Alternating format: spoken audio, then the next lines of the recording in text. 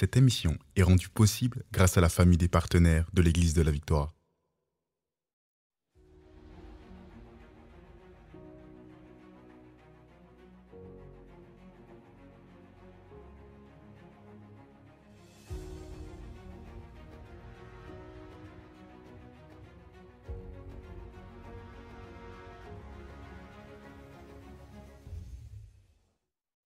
Bonjour et bienvenue à l'émission Parole de foi. Ici le pasteur Joël. Cette semaine, nous passons une semaine hyper bénie. En fait, nous avons été tellement bénis lors de la conférence La Grâce Royale ici à l'Église de la Victoire. J'ai eu à cœur de vous présenter toute la semaine, en fait, des extraits de cette conférence. Donc, sans plus tarder, allons maintenant dans la conférence de la Grâce Royale. Notre règne commence quand je crois, comme Je tu crois, dis, ouais. je crois Ouais. et je me vois comme Dieu me voit. Mais Dans le Aussi, fond, c'est une question donc, de foi, là. C'est une question de foi. Si je me vois comme Dieu me voit, bien, ça veut dire si Dieu me parle et Dieu me dit fais ceci, bien, puisque je suis un roi, bien, je ne vais jamais être dans le manque. Par exemple, je ne vais jamais être perdant. Je ne vais jamais être jamais perdant en suivant les instructions de mon Dieu. Parce que moi, je suis, en fait, un des rois sur lequel Jésus règne. Jésus est le roi des rois. Et je suis un roi. Donc, tout ce que Dieu me dit de faire, de toute façon, si je me suis rendu là où je suis, c'est grâce à lui, c'est grâce à lui. Et Oui. si Dieu dit, maintenant, je veux que tu fasses telle chose, comme ça peut sembler comme quelque chose où tu vas perdre, un sacrifice, peu importe. Ouais. Mais quand Dieu parle, on se dit, ben, puisque c'est Dieu qui dirige ma vie, et puisque je crois dans la grâce royale, je vais vivre la faveur de Dieu Amen. dans la situation. Par exemple, quand on a quitté le monde de la télévision anglophone, quand je suis revenu au Québec, quand nous sommes revenus ensemble au Québec, il y avait des gens dans notre entourage qui nous ont dit « Mais tu as vraiment raté ta vie, hein?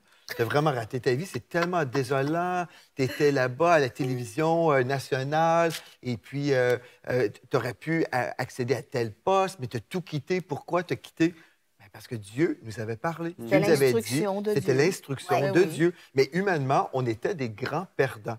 Parce qu'à l'époque, on pouvait atteindre un potentiel de 10 millions de personnes au Canada par la télévision. Et ça pouvait sembler comme tu quittes 10 millions pour revenir à rien du tout. Dans l'église là-bas, bon, il y avait des centaines de personnes. Et quand on a démarré l'église de la Victoire, on s'est retrouvé avec 25-30 personnes. Mais pour avoir la vision que les 25 étaient pour devenir des nations, comme aujourd'hui, fallait croire que Dieu avait parlé et que la grâce de Dieu était Allait pour se manifester. se manifester, certainement. Et puis, en fait, quand Dieu parle, si je crois dans la puissance de la grâce royale, bien, j'ai vu aussi la fidélité de Dieu dans le passé. Et quand Dieu nous dit « fais ceci », on a la foi que bien, si Dieu l'a dit, même si ça semble comme si je suis perdant en ce moment, Oui. bien, je ne suis jamais perdant avec Dieu. Mais la clé, c'est la foi et l'obéissance. en fait. Oui, Les puis on deux le voit clés, avec la Joseph. foi et l'obéissance. Incroyable. Je pense juste, Oui. par exemple, à une autre histoire. Quand Dieu m'avait dit, j'ai déjà raconté ça dans d'autres semaines de live, mais je crois que c'est une histoire qui est montée dans mon cœur. Quand j'étais en train de tondre mon gazon, il y a plusieurs années, gloire à Dieu, ça fait plusieurs années de ça, mais l'Esprit de Dieu m'a dit, en fait, on avait reçu en cadeau, ma femme et moi, une fourgonnette, et puis c'est une vanne qu'on avait reçue Ouais, gratuitement. minivan, là. Une minivan. Et puis, en fait, l'Esprit de Dieu m'a dit, je veux que tu sèmes cette vanne dans la vie de telle famille, dans telle église. C'est des gens que je connaissais à peine, en fait. Et puis, je suis en train de tondre mon gazon, puis je me suis dit, c'est impossible que Dieu me dise de donner une voiture à ces gens que je connais à peine. Donc, j'ai dit, arrière de moi, Satan. Et là, j'étais en train de tondre mon gazon, je tourne mon gazon, et encore la parole me revient. Tu as reçu gratuitement, donne gratuitement. Et je savais que c'était Dieu. Donc, j'ai arrêté de tondre le gazon, j'ai pris le téléphone, j'ai appelé les gens, la famille en question, dans une église que je connaissais, mais ce n'était pas des gens qui étaient intimes, là, du tout. Et j'appelle, je dis bonjour, ici Joël Spinks. J'appelle simplement pour vous dire que le Seigneur m'a mis à cœur de vous donner ma voiture, ma minivan. Et aussitôt, la femme, elle raccroche la ligne. Elle raccroche la ligne au nez. Et puis, pardon, c'est le mari, c'était le mari qui a répondu. Et puis, c'est lui qui m'a raccroché la ligne au nez. Et puis après, la femme rappelle. Son épouse me rappelle tout de suite après. Puis elle dit, écoute, elle dit, je te demande pardon pour mon mari, parce qu'en fait, je dois te raconter l'histoire. Elle disait, mon mari est allé acheter une vieille bagnole. Et puis, je venais tout juste de lui dire, écoute, je ne veux pas que tu passes tout l'été en train de réparer cette vieille bagnole. Ça fait 2 ans que je prie pour qu'on puisse avoir une fourgonnette. J'ai la foi, mon Dieu répondra à notre prière. Mon Dieu nous donnera une fourgonnette. Et c'est à ce moment-là où tu m'as appelé, où tu as appelé mon mari. Et c'est à ce moment-là que tu lui as dit que tu voulais nous donner votre voiture. Puis lui est incrédule, en fait. C'est ça l'histoire. C'est que c'est comme, quand tu as dit la nouvelle, c'est comme s'il avait reçu un coup de pied dans son ventre. Puis elle dit, il a littéralement... Plié en deux, là. L'épouse a dit, il a plié en deux comme ça, chloup, puis il a raccroché le téléphone. C'est ça. Parce qu'il était vraiment comme rempli d'incrédulité. Mais pour elle, elle croyait que la faveur de Dieu était pour travailler se manifester. Wow. Et moi, de mon côté, quand Dieu nous avait parlé, je me suis dit, que, quand Dieu m'avait parlé, et j'ai simplement répondu à l'appel, bien, j'étais béni du fait de savoir que c'était une réponse à leur prière. Oui, c'est sûr. Mais pour avoir ce témoignage que je vous partage aujourd'hui, il faut avoir la foi, mais aussi il faut être obéissant quand Dieu nous parle. Parce que la grâce royale va faire en sorte qu'on ne sera jamais perdant. Oui. Et quand j'ai semé cette vanne, cette fourgonnette-là, quand je me suis retrouvé en Alberta, j'en ai eu une autre. Gloire à Dieu, Dieu nous a donné une autre voiture. Donc, on n'est jamais perdant. Mais si je suis ma propre source, si je crois que je dois me débrouiller, m'organiser avec ma vie, je dois rencontrer telle personne pour avoir telle opportunité, je vais vivre le stress. C'est pas la vie que Dieu a en réserve pour nous. Donc, la grâce royale veut dire, je fais confiance que Dieu est ma source, vraiment. la source de faveur, la source de porte, la source de protection. C'est lui qui va vraiment orchestrer. C'est lui le maître, comment on dit, le chef d'orchestre. Voilà. C'est lui le chef d'orchestre de notre vie, mais est-ce qu'on peut lui faire confiance? Quels sont vos besoins? Quel domaine vous pourriez expérimenter la grâce? Parce que des fois, on entend la parole, puis on laisse la parole remplir notre tête, mais notre cœur, à nous, c'est jamais de remplir vos têtes. Notre cœur, c'est que vous puissiez expérimenter. Et vous savez pourquoi nous, on parle aussi facilement de tout ça? C'est pas parce qu'on l'a étudié nécessairement. Non, c'est ça. Oui, on a passé du temps dans la parole de Dieu, mais en fait, on l'a expérimenté. Amen. Et ce qui nous passionne, et pourquoi on pourrait en parler des heures, et des fois on en parle longtemps, mais c'est parce que on l'a expérimenté. Oui. On l'a Amen. expérimenté. C'est disponible. C'est possible pour vous de changer les schémas qu'il y a dans votre tête. Vous savez, vous avez plein de schémas dans la tête. Et les schémas que vous avez, des fois, vous avez l'impression d'être au contrôle, mais vous ne l'êtes pas vraiment. Des fois, ce n'est pas vous qui pensez comme ça, c'est votre grand-mère. Des fois, c'est votre tante qui pense comme ça. C'est vrai. Des fois, c'est maman qui pense comme ça. C'est pas vous. Vous avez entendu, vous savez, les paroles de limitation, en fait, qu'un homme peut entendre. Un homme, une femme peut entendre tellement de paroles de limitation tout au long de sa vie. Ça peut prendre une journée, vous voyez. Ça peut prendre une journée que vous allez à un endroit et quelqu'un va vous dire une parole négative et cette parole-là va demeurer très longtemps dans votre système de pensée. Quelque chose. Tellement longtemps, ça va créer en fait des barrières, en fait, c'est des raisonnements. Vous savez, la Bible, lorsqu'elle dit qu'elle parle de renverser les raisonnements, ces raisonnements, en fait, sont liés souvent à ce qu'on a entendu. Donc, vous avez entendu des choses vous concernant. Par exemple, quelqu'un est malade en ce moment. Quelqu'un a besoin d'être guéri du cancer. Eh bien, rien que le fait que ça s'appelle cancer, eh bien, ça a conditionné votre système de pensée. Si on vous avait dit que ça s'appelait, j'en sais rien, un autre nom, eh bien, vous auriez dit, ah, c'est un autre nom, c'est autre chose. Mais là, comme c'est cancer, tout de suite, c'est associé à la mort, tout de suite, c'est associé à la chimio, tout de suite, c'est associé à tout un monde, à des images. Nous, quand ma femme, elle a été diagnostiquée avec un cancer, et puis que... il y avait cette histoire de chimio et tout. Mais en fait, ce qu'on a fait, c'est qu'on a écouté Dieu, on a écouté sa voix. Mais par contre, ce qu'on a fait concrètement, c'est qu'on savait identifier les codes de terreur. Les codes de terreur. Les codes de terreur, c'est-à-dire que le diable va toujours fonctionner avec des codes de terreur. C'est bon, ça. Il va vous piéger dans vos pensées. Hein. On a expliqué, Pasteur Joël a déjà expliqué plusieurs fois, que diable, ça veut dire diabalo, c'est-à-dire il jette une balle. Donc c'est un code de terreur. Et quand vous voyez par exemple tumeur, tout de suite, c'est un code. Oui. C'est un code. Vous ne l'avez pas vu, vous ne savez pas. Et il y a même des gens qui ont eu par exemple, ah c'est un cancer, chez le médecin, puis après ils découvrent, non, ce n'était pas un cancer. Vous ne l'avez jamais vu, vous ne l'avez jamais touché, et pourtant, tous les codes de la terreur ont commencé à organiser votre vie. Wow. J'arrête l'idée du voyage, je ne commence pas mon entreprise, je ne vais pas faire ci, je ne vais pas faire ça. Et c'est tous les codes qui vont avec, c'est un package, en fait. Vous me suivez, hein, j'espère que vous me suivez bien, vous endormez pas. Hein. Et donc, je disais, alors que vous écrivez dans le chat, en fait, ce dont vous avez besoin, mais écoutez-moi quand même, c'est que lorsque ma femme, elle a été diagnostiquée avec le cancer, eh bien, par exemple, cette histoire de perdre les cheveux, hein, et puis les femmes, c'est tellement noble, la chevelure et tout ça, ça l'est, mais en même temps, est-ce que ça l'est vraiment? Est-ce que ça l'est vraiment? Parce qu'il y a plein de femmes qui ont les cheveux très courts, et puis ça leur va très bien. Il y a même plein de nations où, en fait, les cheveux ne poussent pas longs comme ça. Et ça leur va très bien. Donc, en fait, ça veut dire que c'est un concept. Et il y a même des femmes qui se rasent la tête, hein, par choix. Et puis, elles ne sont pas en train de faire une dépression et en train de mettre la musique toute triste. Hein. Donc, nous, comme on a identifié tous les codes qui étaient liés au cancer, eh bien, avec ma femme, on en a fait même des blagues. On a même des photos avec notre fils de 4 ans qui mettait la perruque. Vraiment, on s'est dit, on refuse en fait tous les codes de la terreur. Et c'est nous-mêmes qui sommes devenus une source de terreur pour le diable. Parce qu'on avait identifié ces choses-là. La Bible dit, nous n'ignorons pas ses desseins. C'est ça. N'est-ce pas? C'est écrit dans votre Bible ou pas?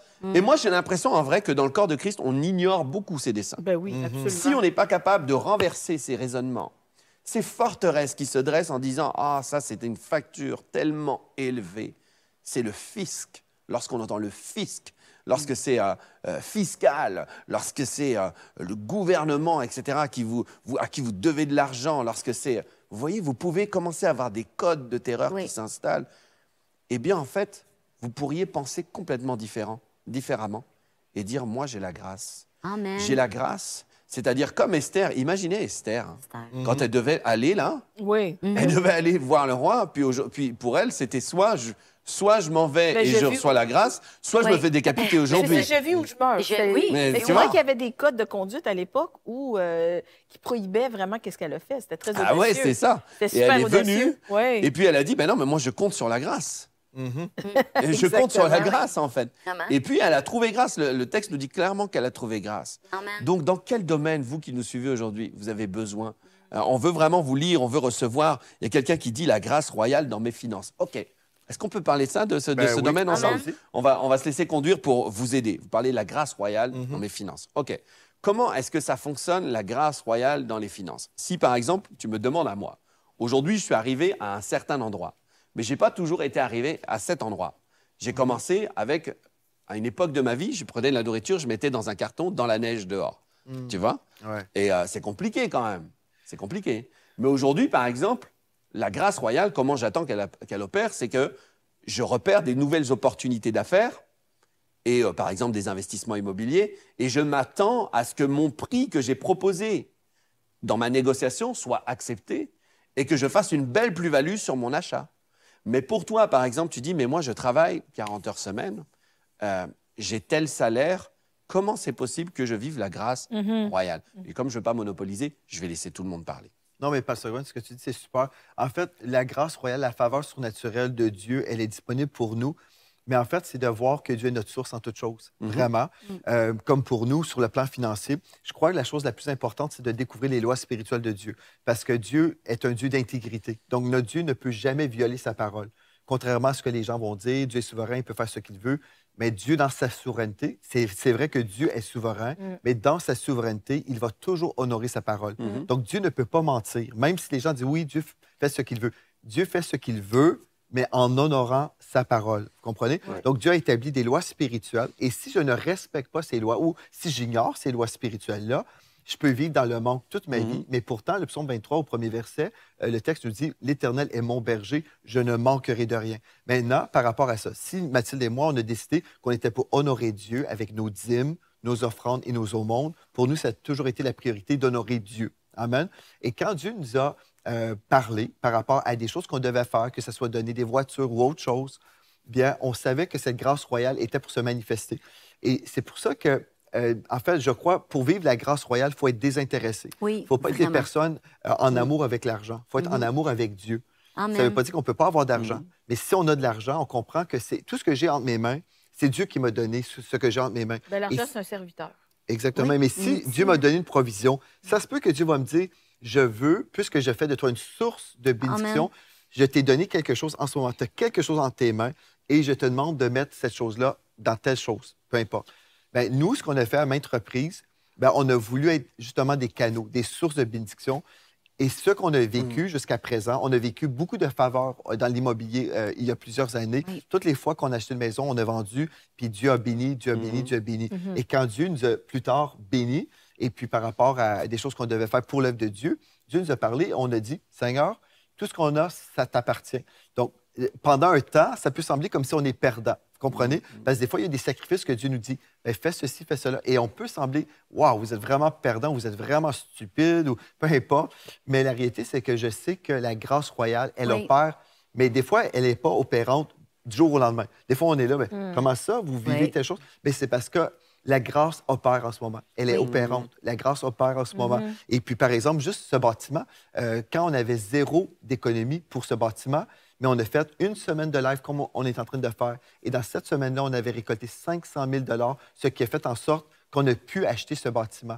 Mais vous savez, en fait, on a cru dans la faveur de Dieu. On a cru, Dieu a parlé, donc Dieu va pourvoir. Et c'est pour ça, aujourd'hui même, pour vous, si vous avez un besoin, bien, l'Esprit de Dieu va vous parler. Il va vous donner des stratégies, comme Pasteur Gwen disait.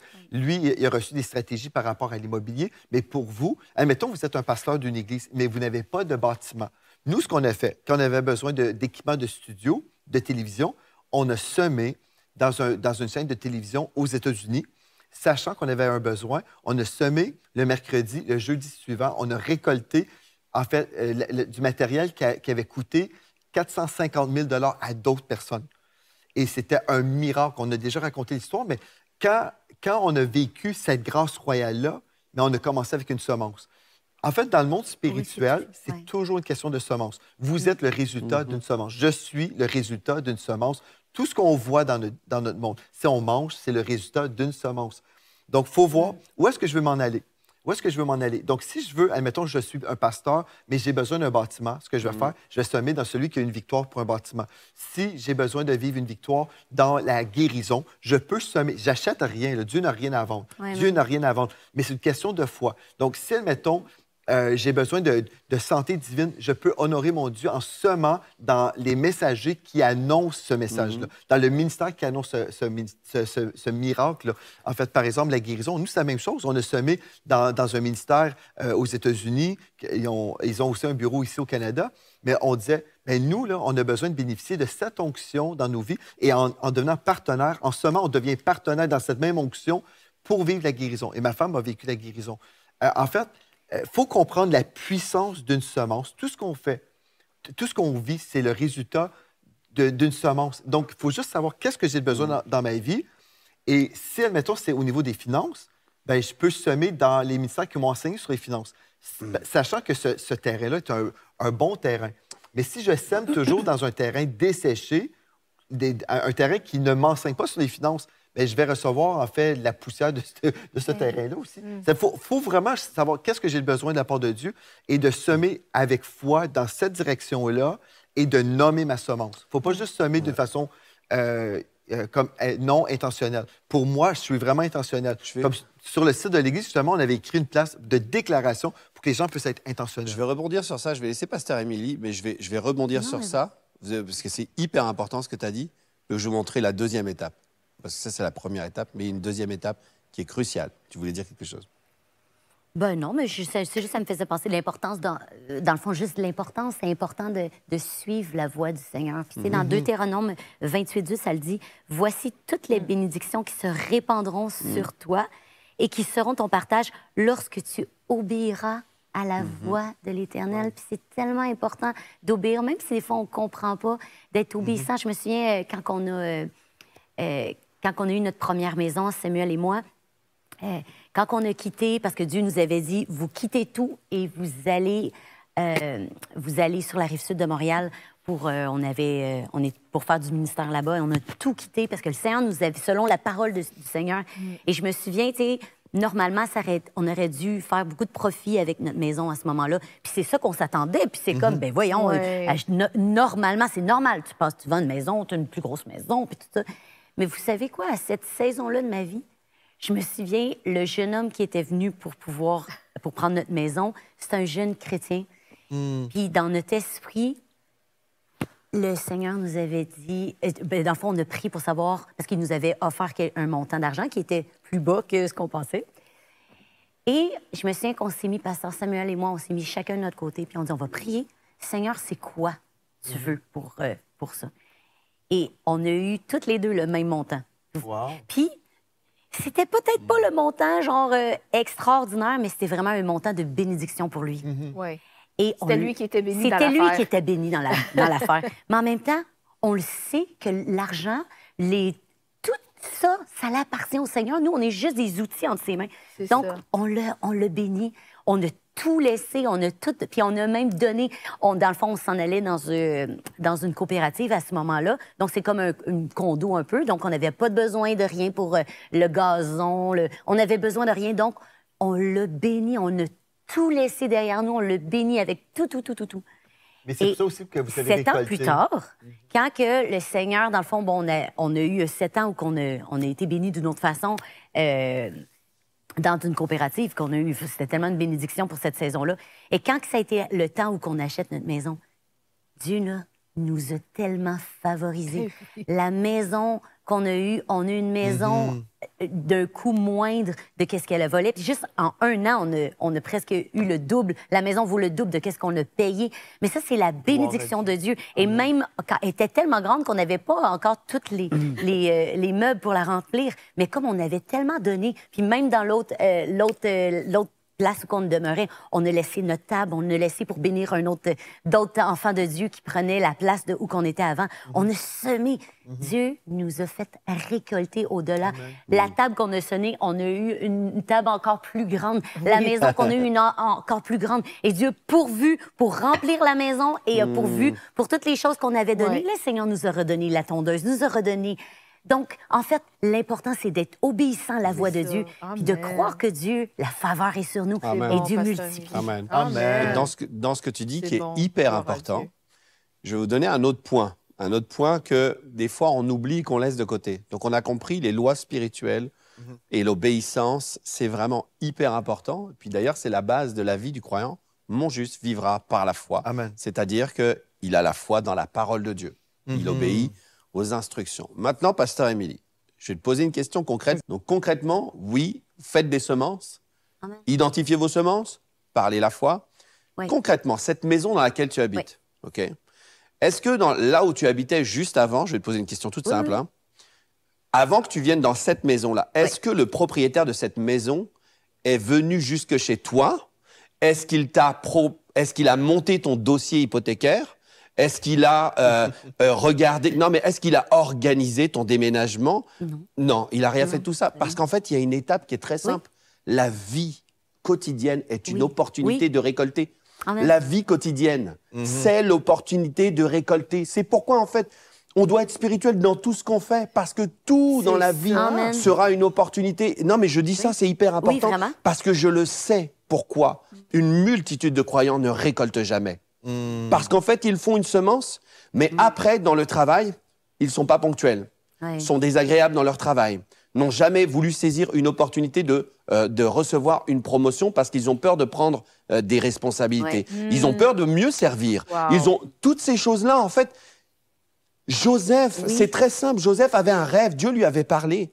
Mais après, toute sa vie allait être une multitude d'opportunités de recevoir une récolte. Mais je pense que Joseph avait un esprit d'excellence. Mais oui, mais souvent, c'est de la médiocrité dans le corps de Christ. Mais tu vois, c'est ça, c'est que des fois, et moi, je veux pas que vous fassiez ça, en fait. Il faut être persévérant. Je veux que quand vous allez faire des semences, en fait, eh bien, on est mardi, demain, c'est mercredi. Soyez bons dans votre travail. Soyez vraiment bons. Parce qu'il se peut qu'il y ait là une promotion. Et soyez bons parce que Dieu vous l'a dit d'être bon. Dieu vous a dit d'être bon envers lui, mais envers les hommes, d'être un bon témoignage. Où est l'argent? Où est l'augmentation salariale? Où est la promotion dans ce travail? Où est le leadership? Et je vous le dis, j'ai vécu la faveur en servant du courrier. En l'espace de 3 semaines, un poste m'a été proposé. Des gens étaient là depuis 11 ans. 11 ans, sans aucune augmentation. J'ai passé quasiment au double de leur salaire. Moi qui étais un intérimaire, même pas embauché, j'ai vécu la faveur, mais j'ai essayé d'être bon. Je restais après que mes heures étaient terminées. Je partais pas en disant « Ah, il y a encore du travail, mais c'est la fin de mon travail, je m'en vais. » Tout ça, j'ai saisi l'opportunité. Comme ça. Vous êtes bénis par les messages révolutionnaires de l'Église de la Victoire. Prenez part à cette œuvre qui transforme des milliers de foyers en visitant dès aujourd'hui semer.ca. Devenez un partenaire mensuel ou un bâtisseur ou paramétrez vos dons de façon automatique en toute discrétion et sécurité. 100% de ce que vous semez sert à annoncer l'Évangile. Merci de croire avec nous. Semer.ca